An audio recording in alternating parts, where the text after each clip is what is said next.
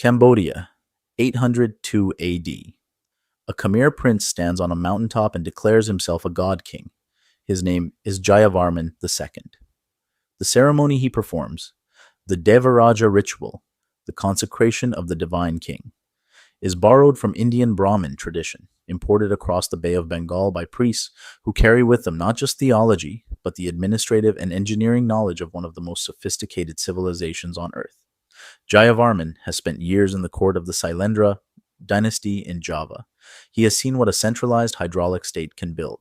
He has watched how water management transforms agricultural productivity. He has understood something that will define the next 6 centuries of Khmer history. Water is power. What Jayavarman builds from this moment, and what his successors expand over the following 4 centuries, is not simply an empire in the political sense. It is an agricultural machine of extraordinary sophistication, built around the management of water in a landscape where water is simultaneously the most abundant and the most dangerous resource. The Mekong River floods. The Tonle Sap Lake expands and contracts with the seasons in ways that can destroy crops or fertilize them depending entirely on whether you can control the timing. The monsoon brings either salvation or catastrophe depending on whether the infrastructure exists to capture, store, and distribute what it delivers. The Khmer Empire builds that infrastructure. Over 4 centuries of continuous construction, it creates a water management network covering 1,000 square kilometers, reservoirs the size of inland seas, canals connecting them across the landscape, distribution channels reaching every rice paddy in the empire's core. At its peak, this system supports a city of between 750,000 and 1 million people, larger than any city on earth at that time, larger than medieval London, Paris, and Rome combined. Then, in 1431, the last Khmer king abandons it. The city is swallowed by the jungle. For 4 centuries, it disappears so completely that the outside world forgets it existed. The question is not just how it was built. The question is why it was abandoned. And the answer, like all the important answers in history, is not mystical or dramatic. It is hydraulic, agricultural, and fiscal. The genius of the Khmer hydraulic system begins with a geographic fact that is simultaneously a problem and an opportunity. The Tonle Sap, the Great Lake of Cambodia, is one of the most extraordinary bodies of water on Earth. During the dry season, it holds approximately 2,500 square kilometers of water at a relatively shallow depth. When the Mekong floods between June and October, it reverses the flow of the Tonle Sap River and pushes water back into the lake, expanding it to between 10,000 and 16,000 square kilometers, 6 times its dry season size. This annual flood pulse deposits enormous quantities of nutrients across the floodplain as it retreats. The land it leaves behind is among the most fertile agricultural soil in Southeast Asia. The fish that breed in the expanded lake during flood season, trapped in the receding shallows as the water drops, are available in quantities that make the Tonle Sap one of the most productive inland fisheries on Earth. The Khmer agricultural system is built to capture the value of this pulse, the water, the nutrients, and the fish. The Barays, the great rectangular reservoirs that define the Angkor landscape, are the primary instrument of this capture. The West Baray is 8 kilometers long and 2.2 kilometers wide, holding approximately 53 million cubic meters of water. These are not simply storage tanks. They are nodes of a distribution network that extends water across the agricultural hinterland during the dry season when the Tonle Sap has retreated and the land would otherwise be uncultivatable. The network allows triple cropping, 3 rice harvests per year, rather than the single harvest that unmanaged monsoon agriculture permits. 3 harvests where 1 was possible before means 3 times the agricultural surplus. 3 times the surplus means a population 3 times larger. A population 3 times larger means a city that no other civilization of its era can match in scale. The engineering required to build and maintain this system is staggering. The Barays are constructed by moving millions of cubic meters of earth without wheeled vehicles or heavy draft animals. The labor is human, organized through corvée, obligatory state service, mobilizing tens of thousands of workers simultaneously on projects that take decades to complete. The sluice gates controlling water flow must be managed with precision. Too much water at the wrong moment destroys crops. Too little at the critical stage kills them. The Khmer state exists, in its most fundamental economic sense, to manage this system. The king is divine not because theology requires it, but because the water management network requires a central authority capable of mobilizing labor, allocating water, and keeping the hydraulic infrastructure functional. The Devaraja is the hydraulic administrator, writ large in divine language. 802 AD, Mount Kulin, northeast of what will become Angkor. Jayavarman II performs the Devaraja ceremony and declares himself universal monarch, a king no longer subject to the Sailendra, overlords in Java, a divine sovereign whose authority derives from Shiva rather than from any human superior. The ceremony is political theater with administrative substance. It establishes the ideological framework through which the Khmer state will mobilize resources, organize labor, and legitimate the concentration of power necessary to build what comes next. Jayavarman does not build Angkor. He establishes the capital at multiple locations during his reign, moving as political circumstances require, consolidating control over the Khmer heartland through a combination of military alliance and dynastic marriage. What he does is establish the framework, the divine king at the center of a hydraulic state, capable of directing the agricultural surplus of the Tonle Sap floodplain toward monument construction and military projection simultaneously. His successors inherit this framework and expand it. Each king builds, each construction project, temple, reservoir, canal, road, is simultaneously a religious statement and an economic investment. The temples are not separate from the hydraulic infrastructure. They are part of it. Temple complexes are built at the nodes of the water distribution network. Temple tanks, the rectangular ponds surrounding every major Khmer monument, are functional components of the water system, not merely decorative. The religious and the hydraulic are inseparable because they serve the same administrative function, organizing the surplus of the most productive agricultural system in Southeast Asia and directing it toward the purposes of the state. 1113 AD Angkor, Suryavarman II comes to power after defeating two rival claimants in a dynastic struggle and immediately begins the most ambitious construction project in Khmer history. The temple he builds, Angkor Wat, is the largest religious monument ever constructed. Its outer enclosure wall encloses approximately 200 hectares. Its central tower rises 65 meters above the surrounding landscape.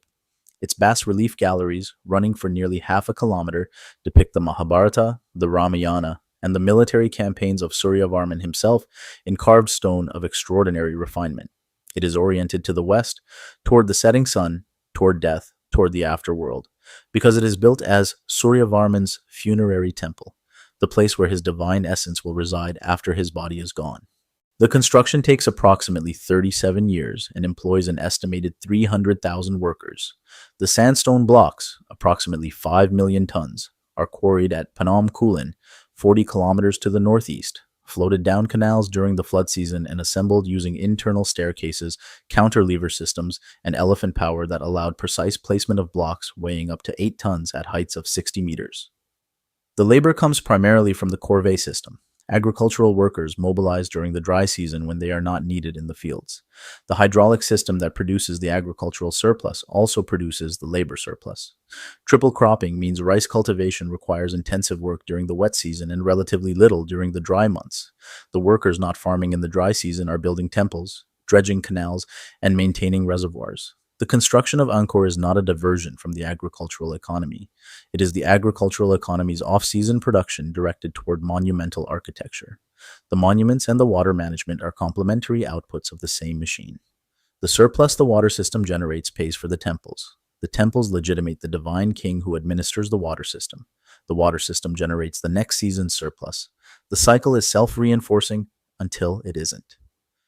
At its peak in the 12th and 13th centuries, the Greater Angkor complex is the largest pre-industrial urban settlement on Earth. Modern mapping using airborne laser scanning, LiDAR technology that penetrates the jungle canopy and reveals the ground surface beneath, has produced maps of the Angkor urban network that extend far beyond the monumental core. The network of roads, residential areas, temple complexes, and water management infrastructure covers approximately 1,000 square kilometers. Population estimates based on the agricultural capacity of the hydraulic system range from 750,000 to 1 million people. London in 1200 AD has perhaps 25,000 people. Paris has perhaps 50,000. The largest cities of medieval Europe are provincial towns by comparison with what is happening in Cambodia. The Khmer capital is not just larger than its contemporaries, it is larger by an order of magnitude. The hydraulic system that makes this population possible is simultaneously the proof of the system's success and the source of its eventual failure. The city feeds itself through rice cultivation in the surrounding paddies, managed through the reservoir and canal network. It houses the priests, administrators, soldiers, craftspeople, and laborers that a complex state requires. It contains hundreds of temple complexes, each the endowment of a king, a noble, or a religious institution, each requiring its own staff of priests, dancers, musicians, and maintenance workers supported by revenues from dedicated agricultural estates. The Prayakan Temple, built by Jayavarman VII in the late 12th century, has an endowment that supports 97,840 people in its service, priests, servants, and their families, drawing on the agricultural production of 3,140 villages. These numbers are not approximate. They are carved on the temple walls, in the foundation steles that each Khmer king inscribes to record the endowments of his constructions. The Khmer state is meticulous in its accounting. The temples are not just religious monuments, they are economic institutions, holding land, collecting revenues, employing thousands, and performing the redistributive function that in other civilizations is performed by markets or state bureaucracies. 1181 AD. Angkor. The Cham people of what is now southern Vietnam have sacked Angkor. The previous Khmer king is dead. The empire is in crisis. Into this crisis steps the man who will become both the greatest builder in Khmer history and the architect of the system's destruction. Jayavarman VII is in his 50s when he takes power. Old by the standards of the era, a man who has spent decades in military campaigns and diplomatic maneuvering before his moment arrives. He defeats the Cham, expels them from Angkor, and launches a construction program that dwarfs everything his predecessors have attempted. In 30 years of rule, he builds more than all previous Khmer kings combined. The list is staggering. Angkor Thom, the new royal city, enclosed within an 8-kilometer wall, centered on the Bayan temple with its 54 towers, each carved with the faces of Jayavarman himself as the Bodhisattva Avalokitesvara. Taprom, the jungle temple where the trees grow through the stone walls. Preah Khan, Bante Chmar. 102 hospitals distributed across the empire, each with its own staff and endowment. 121 rest houses along the royal roads, spaced at regular intervals to serve travelers and pilgrims. Thousands of kilometers of roads connecting the empire's periphery to its center. The scale is breathtaking. It is also unsustainable. Jayavarman's construction program requires labor and resources at rates that the hydraulic agricultural system is not generating. The corvée obligations that the population owes to the state, already substantial under previous kings, are stretched beyond anything the agricultural calendar can absorb. Workers who should be dredging canals and maintaining reservoirs are building temples. Workers who should be farming are carrying stone. The maintenance backlog on the hydraulic infrastructure begins to accumulate during the construction boom, and is not addressed afterward because the endowments that fund the completed temples consume the agricultural surplus that would otherwise pay for maintenance. The temple endowments are a structural problem that compounds over time. Every temple built requires a permanent endowment to maintain it. Every endowment locks agricultural land and labor into the service of the temple rather than the productive economy. As the number of temples accumulates across 4 centuries of royal construction, the proportion of the agricultural surplus dedicated to temple maintenance, to the priests and dancers and musicians and servants and cooks whose presence the foundation steles record in such careful detail, grows inexorably. Each generation of kings adds temples and endowments. No generation reduces them.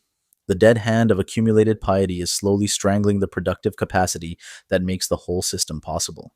The LiDAR, mapping that has transformed understanding of Angkor's extent, has also transformed understanding of its failure. What the laser scanning reveals in the sediment layers of the reservoir beds and canal systems is not abandonment or neglect. It is evidence of desperate, increasingly frantic modification, attempts to repair and redirect a hydraulic system that is failing in ways its builders do not fully understand. The failure is partly climatic. Paleoclimate research, the same kind of sediment core and tree ring analysis that reveals the Bronze Age drought, shows that the 14th and 15th centuries bring extreme climate variability to mainland Southeast Asia. Intense monsoons alternate with prolonged droughts in patterns that the Angkor hydraulic system, designed for predictable seasonal variation, cannot absorb. The reservoirs overflow in flood years, eroding the earthworks that contain them. They run dry in drought years, failing to supply the irrigation system that 3-harvest agriculture requires. The response visible in the archaeological record is modification. Emergency embankments, redirected channels, new sluice configurations, each intervention generating new vulnerabilities in a system whose complexity has exceeded the capacity of its administrators to model and predict.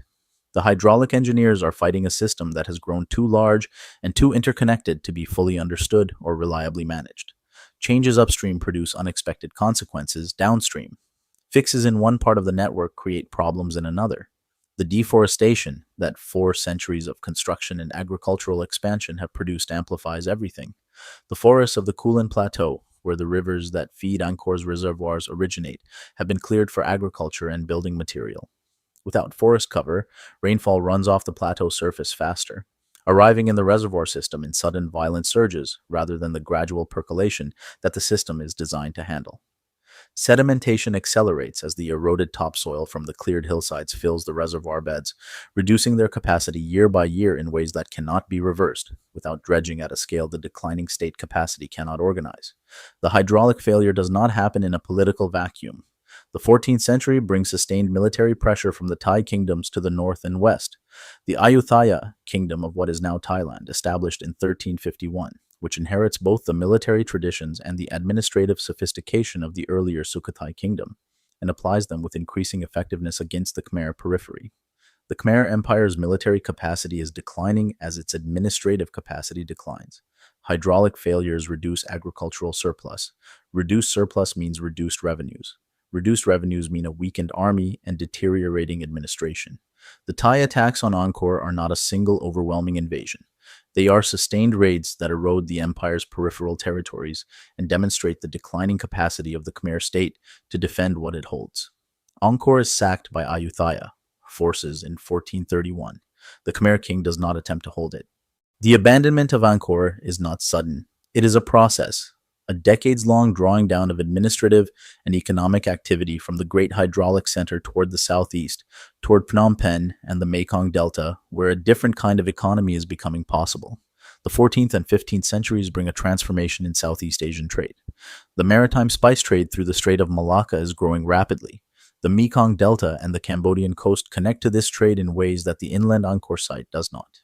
The economic geography of the region is shifting from the inland agricultural surpluses that the hydraulic system generates toward the maritime commercial revenues that coastal and river mouth locations can access. Moving the capital southeast is not simply flight from a failing hydraulic system. It is a reorientation toward a new economic opportunity. The population does not die. It moves. The farmers who cultivated the paddies around Angkor follow the administrative center and the trade routes south and east. The city does not collapse in fire and violence. It empties. The stone temples remain because stone does not walk away. The wooden houses, the markets, the administrative buildings, the workshops, all of the organic material of a living city, decompose or are carried away. The jungle moves in behind the departing population with the patience of vegetation that has been waiting 4 centuries for the clearing to end. By 1550, a Portuguese traveler passing through the region hears rumors of vast stone ruins in the jungle. He is not the last outsider to find them astonishing. Every subsequent European who encounters Angkor Wat, as the temple complex becomes known in the 19th century, reacts with the same incredulity. How did something this large, this sophisticated, this beautiful simply stop? How does a city of 1 million people disappear? The answer is hydraulic, agricultural, and fiscal.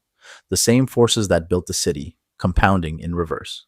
The water management system that made a 1 million-person city possible required perfect maintenance to continue functioning. Perfect maintenance required continuous investment of labor and resources. Continuous investment required the agricultural surplus the system generated. When the system began to fail, from climate stress, from deforestation, from the accumulated maintenance deficit of a century of temple building, the surplus declined. The declining surplus reduced the capacity for maintenance. The reduced maintenance accelerated the hydraulic failure. The accelerating failure further reduced the surplus. The temple endowments that consumed an increasing share of the surplus were not dissolved when the crisis came.